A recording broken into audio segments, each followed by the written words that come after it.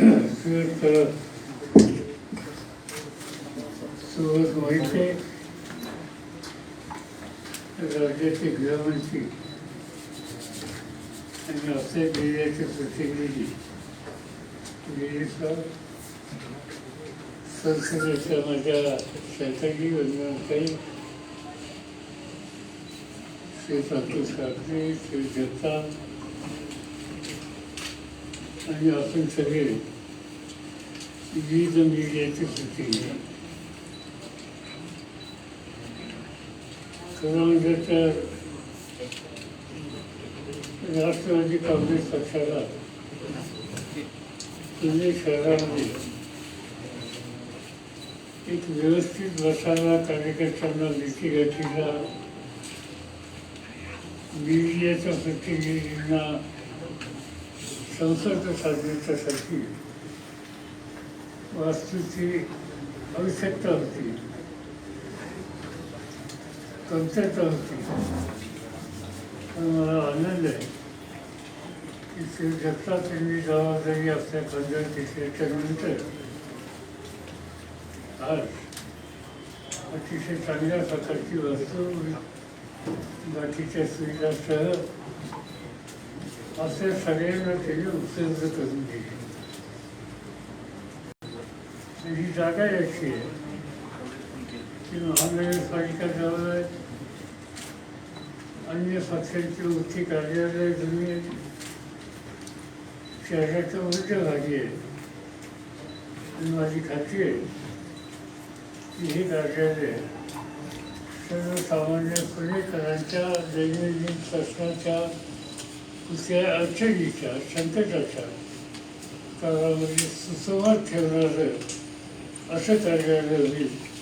आणि त्या प्रकारची खबरदारी आमच्या अध्यक्षांची सगळे सहकारी घेतली, अशाच प्रकारची अपेक्षा मी या ठिकाणी करतो. इथे येण्याच्या पूर्वी मी थोडा काळजीच होतो. तुझ्या या कार्यालयाची सुरुवात मी दिवसभर टेलिव्हिजनवर बघत होतो आणि म्हणून निघण्याच्या पूर्वी थोडी चौकशी केली आणि माहिती जायला अनुकूल अशा प्रकारची मिळाली. म्हणूनच मला आपल्याशी सुसंवाद ठेवता आला. आज आणखी एक गोष्ट महत्त्वाची आहे. ज्यांनी संसदेमध्ये आम्हा सगळ्यांच्यावर काम केलं ते सुबोध मोहिते हे विदर्भातल्या विशेषतः विदर्भामध्ये दोन भाग आहेत. एक विदर्भ म्हणून ओळखला जाणारा आणि दुसरा वऱ्हाड म्हणून ओळखला जाणारा. तर विदर्भाच्या भागामध्ये अतिशय घनिष्ठ संबंध विविध घटकांची जनता अनेक वर्षापासून आहे. अशा सरण जीवनामध्ये काम करणाऱ्या एका जाणकार सहकार्यांना आम्ही संसदेमध्ये बघितलं होतं, केंद्रीय मंत्रिमंडळामध्ये बघितलं होतं आणि साहजिकच आमचं औत्सुक्य होतं त्यांच्याबद्दलचं. लोकसभेमध्ये किंवा राज्यसभेमध्ये विविध पक्षांचे लोक असतात,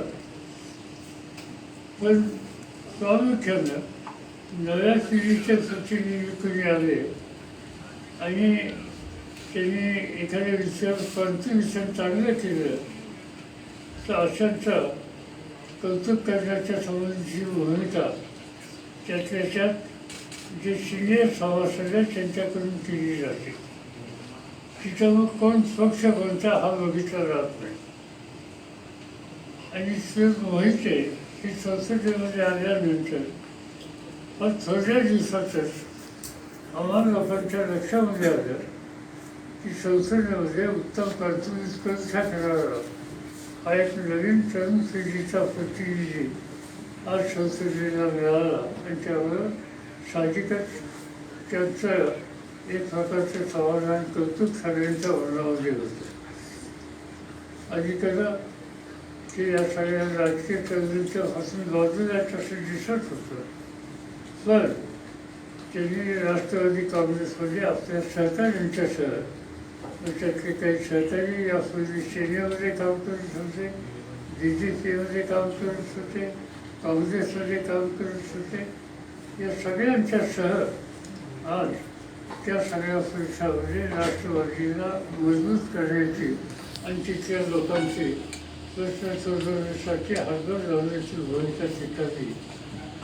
मी आमच्या सगळ्या सहकाऱ्यांच्या वतीनं, पक्षाच्या वतीनं सुरेश मोहिते त्यांच्या सगळ्या सहकाऱ्यांचं मनापासून या ठिकाणी स्वागत करतो आणि त्यांना विश्वास देतो की आपण सगळे मिळून सामान्य जनतेच्या प्रश्नांच्या सोडवणुकीसाठी एकत्रित प्रयत्न करू. आम्हा सगळ्यांची साथ तुम्हाला निश्चित राहील. तुमच्या अनुभवाचा, कर्तृत्वाचा उपयोग हा सामान्य जनतेच्या भल्याच्यासाठी कसा करून घेता येईल या दृष्टीनं पक्ष तुमच्या पाठीशी आणि सहकार्यांचे तुमच्या पाठीशी राहील हा विश्वास त्यांना मी या ठिकाणी देतो. मला असं वाटतं यापेक्षा अधिक बोलण्याची आवश्यकता नाही. आज या निमित्तानं तुम्हा सगळ्यांना भेटायला मिळेल असं मला वाटलं होतं आणि म्हणून मी अल्पतांना सांगितलं की मीडियाला सुद्धा सांगा की काय हरकत नाही. आपण आमचा हा कार्यक्रम सगळा आता संपुष्टात आला आहे. आता तुमचा आमचा सुसंवाद हा साधायचा असेल तर त्याला माझी तयारी आहे. आपण सुरुवात करावी. सर, 3 लागोपाठ बैठका तुमच्या प्रशांत किशोर यांच्यासोबत झालेल्या आहेत, एक मुंबईमध्ये आणि 2 दिल्लीमध्ये. तर 2024ची रणनीती काय करते? तुम्ही फक्त विरोधी पक्षांची मोड बांधताय का त्याचं नेतृत्व सुद्धा तुम्हीच करणार? असं आहे की दुसरं की आता गैरसमज फार निधी असणार आला आणि त्या मिटिंगच्या पूर्वीपासून सुरू झाला. ही बैठक प्रामुख्यानं दिल्लीमध्ये गेल्या 6 महिन्याच्या पेक्षा अधिक काळ एक शेतकऱ्यांचं संघटन त्या ठिकाणी रस्त्यावर बसलेले आहे. अतिशय शिस्तीत असतात. दर 10 दिवसांनी ते लोक राशीच बदलतात आणि त्या ठिकाणी काही मांडणी आपल्या प्रश्नाची करतात. तर या संबंधी त्या जे संघटन आहे ते राजकीय पक्षांना बाजूला ठेवून आपण आपली भूमिका मांडण्याचा प्रयत्न करतात आणि म्हणून तुम्ही राजकीय पक्षाचे कार्यकर्ते हे त्यांच्या संघटन व्यवस्थेच्या जात नाही. पण आम्हाला असं वाटलं अनेक जणांना की एक महत्त्वाचा प्रश्न देशातल्या एका महत्त्वाच्या घटकाच्या संदर्भात सतत मांडला जातो आहे. तरी त्या प्रश्नाच्या संबंधी जरी त्यांनी त्यांचं व्यवस्थित अबाधित ठेवलं असलं तरी त्याला एक समर्थन कसं देता येईल त्याच्यासंबंधी अधिक खोलात जाऊन केंद्र सरकारला सुद्धा काही सूचना करायच्या असल्या तर कशा करता येतील किंवा कधी संसदेचं काम सुरू होईल त्यावेळी त्या संसदेमध्ये सुद्धा ते मुद्दे कसे मांडता येतील याचा विचार करायला आपण एकत्र बसलं पाहिजे. म्हणून काही संघटना, काही राजकीय पक्ष, पण त्या ठिकाणी राजकीय पक्षाचा अभिनय न ठेवता दुसऱ्या प्रश्नाचा विचार करणाऱ्यांना एकत्रित आणून त्याची चर्चा करून त्याच्यात एक व्हाईट पेपर तयार करावा आणि त्यानंतर आपण त्या संबंधीची भूमिका मध्यवर्ती सरकारची मांडावी हा त्याचा पाठीमागचा येतो आणि त्यासाठी ही घेतलेली बैठक होती. आज अनिल देशमुख यांच्या घरी ईडीच्या छाप्यांचं सत्र सुरू आहे. त्यांच्या स्वीय सहायकाला देखील ताब्यात घेतलेला आहे. ठीक आहे, तर ह्या गोष्टी आम्हाला काही नवीन नाही. अनिल देशमुख हे काही पहिलेच आहेत. अनेकांना सत्तेचा या पद्धतीने वापर करण्याचा एक नवीन पायंडा आजच्या राज्यकर्त्यांनी दाखवलेला आहे. त्याचा अधिकार होण्याची आवश्यकता नाही. आम्हाला त्याची एकटीची चिंता वाटत नाही. अनिल देशमुखांच्या कुटुंबामध्ये त्यांच्या चिरंजीवांच्यावर, त्यांच्या व्यवसायावर यापूर्वीसुद्धा प्रेमाची नजर या केंद्र सरकारच्या काही यंत्रणेने दाखवलेली होती आणि त्याच्यामध्ये त्यांना काय त्यांच्या हाती लागलं मला माहिती नाही. पण माझ्या माहितीप्रमाणे काही लागलं नाही. आणि त्या नैराश्यकृती आणखीन पुढचा त्रास देता येईल का तो त्रास देण्याचा प्रयत्न आहे, पण त्याची काही चिंता करण्याचं आम्हाला कारण वाटत नाही. याला जोडून भाजपच्या मुंबईतल्या कार्यकारिणीच्या बैठकीमध्ये त्यांचे प्रदेशाध्यक्ष चंद्रकांत पाटलांनी ठराव संमत केला की सचिन वाझेंच्या प्रकरणात अजित पवार आणि अनिल परब यांची सीबीआय चौकशी व्हावी. म्हणजे साधारण जीवनामध्ये अनेक राजकीय पक्षांचा आम्ही जवळून पाणी करत असतो. तर एखाद्या राजकीय पक्षामध्ये एखाद्या पक्षाच्या सहकार्यांच्या नेत्यांच्या संबंधीचा ठराव करून मागणी करण्याच्या संबंधीचं चित्र यापूर्वी कधी पाहिलं झालं होतं. पण चंद्रकांत पाटील हे मोठे कर्तृत्वग्रस्त आहेत. हे अनेक प्रकारच्या गोष्टी ज्या कधी पाहायला मिळाल्या नाहीत त्या मांडण्याचा मुद्दा त्यांचा लौकिक आहे. त्यामुळं त्यांनी पुढाकार घेऊन असं काही केलं असेल तर आम्हाला काही आश्चर्य वाटत नाही. राज्य त्यांच्या सत्ता त्यांच्या हातामध्ये आहे. या चौकशा करणाऱ्या सगळ्या यांचं देखील त्यांचं स्वागत आमचे सगळे सहकारी करतील. सर तुम्हालाही ईडी चौकशी करण्याला सांगितलं होतं, तुम्ही म्हटलं की मी स्वतःच येतो, तुम्ही येऊ नका, आणि त्यानंतर पुढे काहीच घडलं नाही.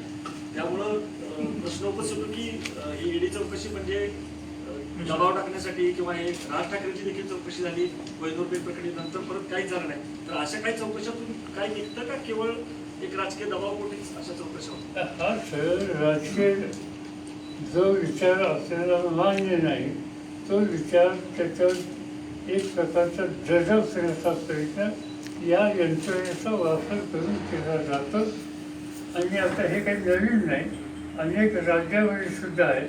महाराष्ट्रात सुद्धा आपण कधी यापूर्वी पाहिलं नव्हतं.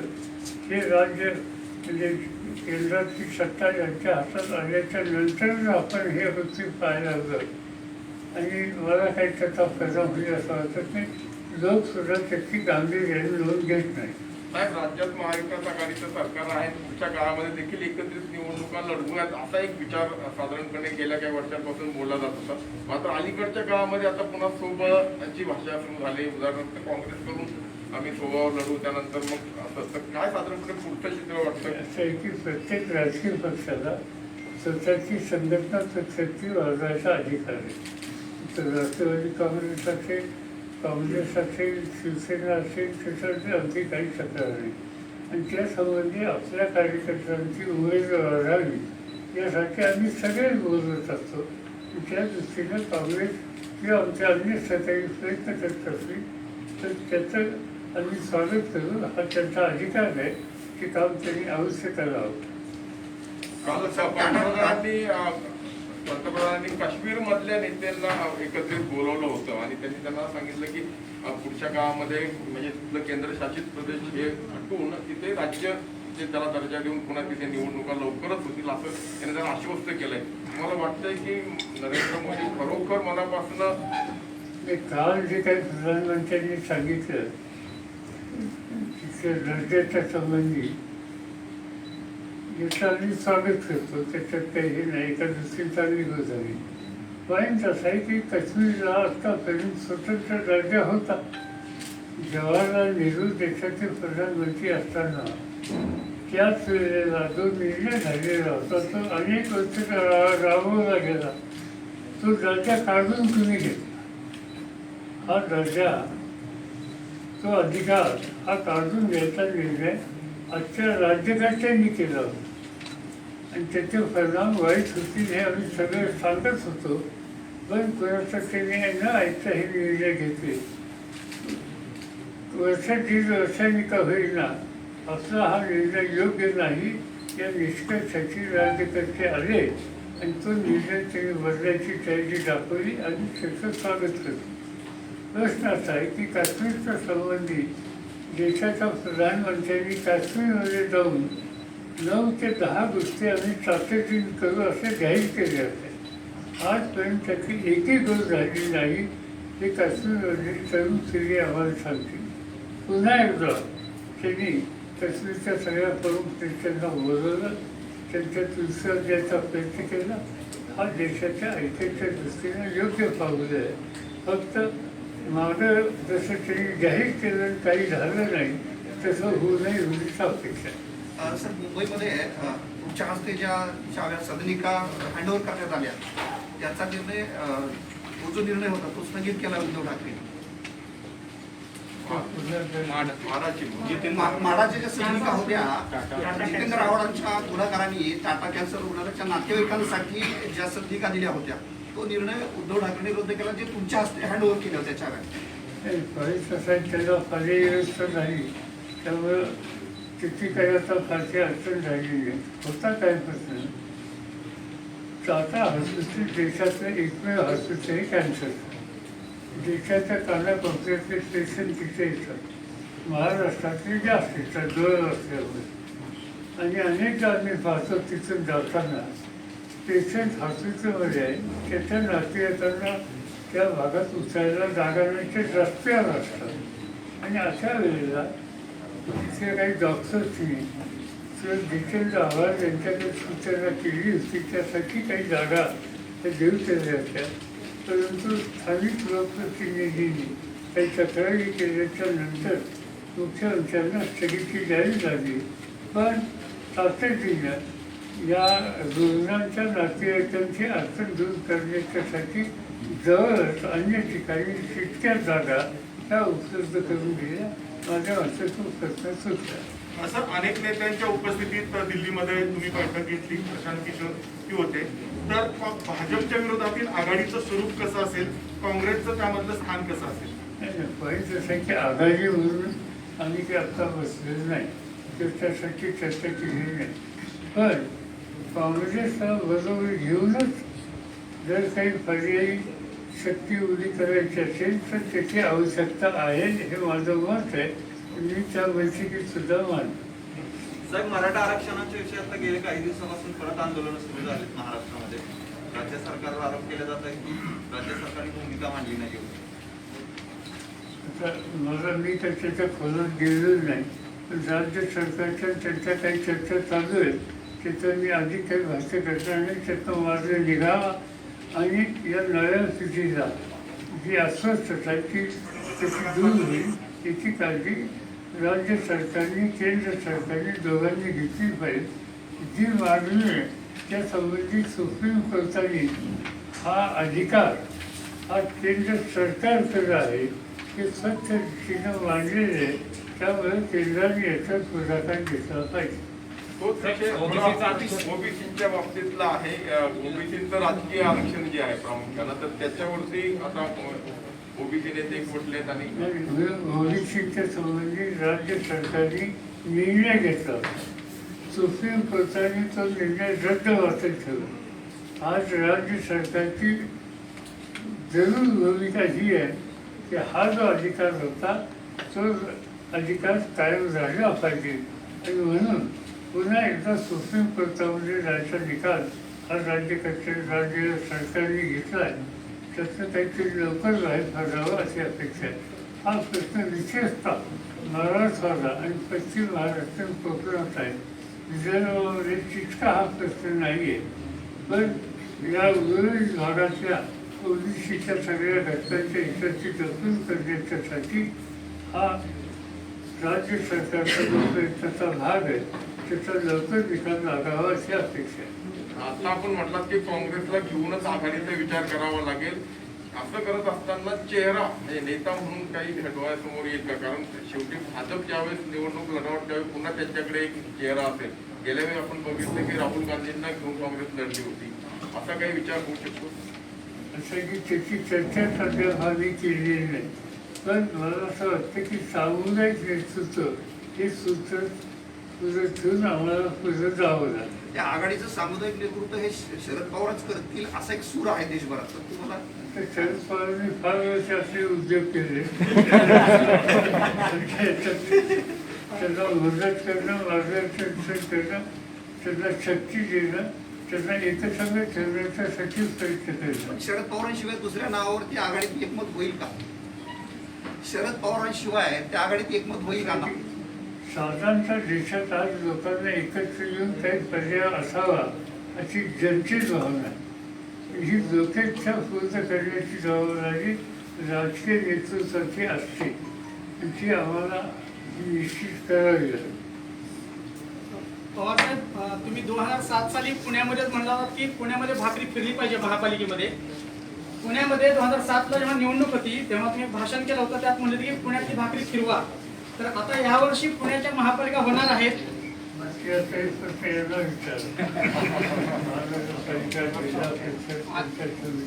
अयोध्येतल्या राम मंदिराच्या जमीन खरेदीबाबत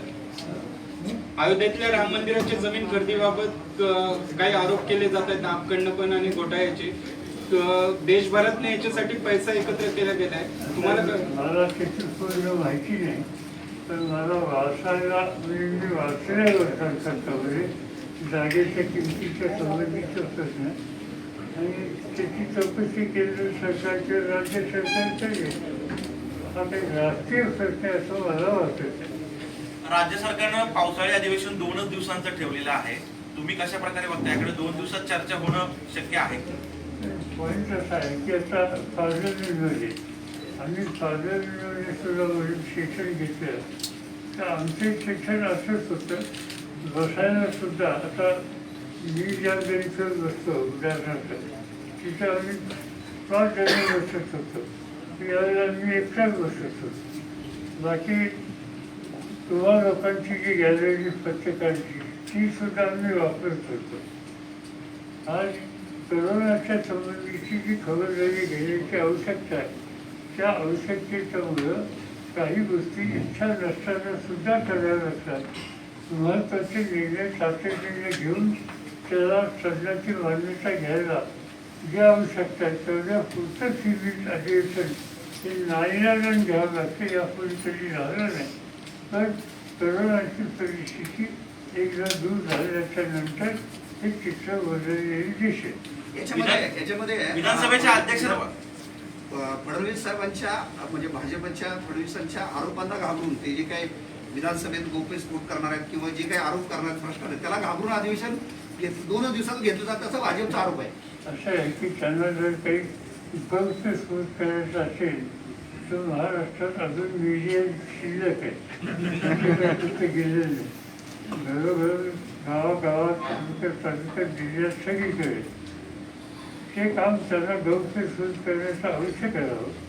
त्यासाठी तुम्ही या कोरोनाच्या काळात काही संकट येईल अशी परिस्थिती असताना सुद्धा त्या रस्त्याने न जाता किंवा केंद्रामध्ये त्यांचं सरकार आहे त्यांचं नेतृत्व आहे त्यांनी लोकसभा राज्यसभेमध्ये जी पद्धत अवलंबली ती नजरेसमोर ठेवून त्यांना काही जे करायचं असेल ते करू शकतात.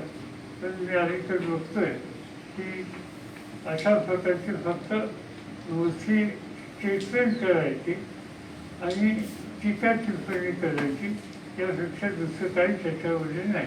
साहेब, सध्या कोरोनाचं प्रमाण जरी कमी झालं असलं तरी 3री लाट येणार आहे असं सांगितलं जातं. हे असताना उद्या भाजपकडून राज्यभर चक्काजाम आंदोलन केलं जातं.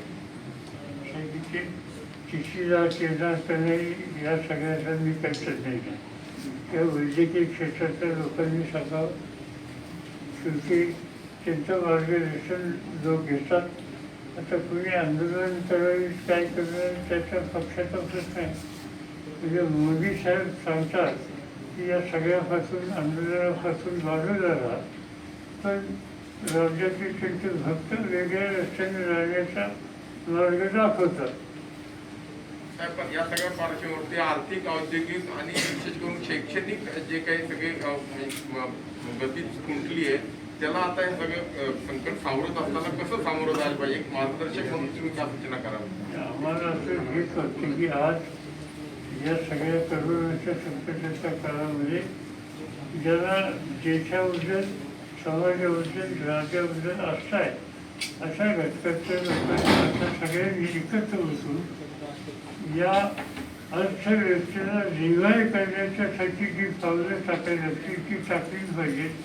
त्याच्यात अडचण येते त्या सगळ्या गोष्टी सध्या करू नये आणि आपली देशाची अर्थव्यवस्था योग्य जागेवर ठेवून अन्यथेसाठी हातभार लावा. आता बरं झालं. शेवटचा प्रश्न, विधानसभा अध्यक्ष पद महत्वाचं आहे, ते खाली आहे बरेच दिवस झालं आणि आताही असं वाटत नाही की ते भरलं जाईल. आता ती विधानसभेच्या सदस्यांना विचारायला आणि परत काँग्रेसलाच मिळेल. मी नाही सांगू शकत रिझल्ट ह्याच्या चर्चेत तुम्ही असंच नाही सर्व